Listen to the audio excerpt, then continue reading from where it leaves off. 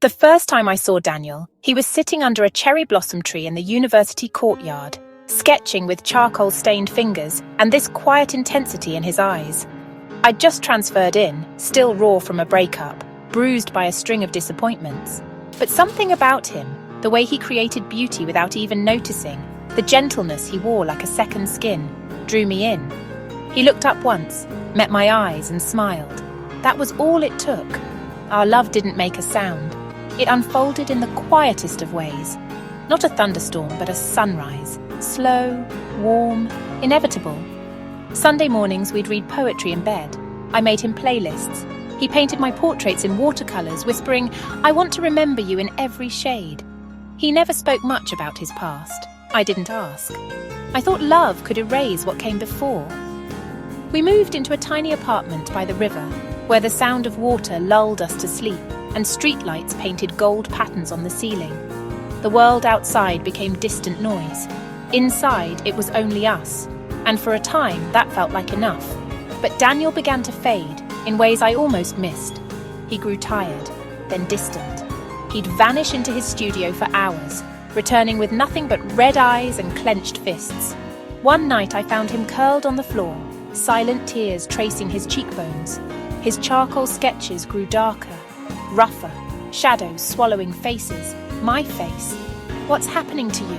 I whispered. He shook his head. "Some things don't stay buried, Ava, not even with love." It wasn't long after that he left, just a note on the pillow. "I don't know how to be the man you deserve while I'm still trying to survive myself. I love you too much to let you drown with me." I screamed, tore the note in half, crumpled to the floor. But the silence stayed, echoing through every room. It never left. 2 years passed. I tried to move on, dated again, but every laugh felt hollow, every kiss a betrayal. Daniel had become a ghost I carried. I stopped visiting the river. I stopped listening to music. Until one rainy evening, a letter arrived. No return address, just my name and his familiar looping scrawl. "Ava, I hope this reaches you before I'm gone. I have been sick for a long time, mentally, yes, but also physically. I never told you the truth. There was a diagnosis before we met. I thought I could beat it. I thought you'd save me somehow. You almost did. But I left because I didn't want you to watch me die. Because loving you was the only good thing I had, and I didn't want to ruin it. I still dream of the cherry blossoms and how your smile looked when you thought no one saw. I carry you with me, Ava. I always have. If there's another life, I'll find you sooner, and I'll stay. Forever yours, Daniel."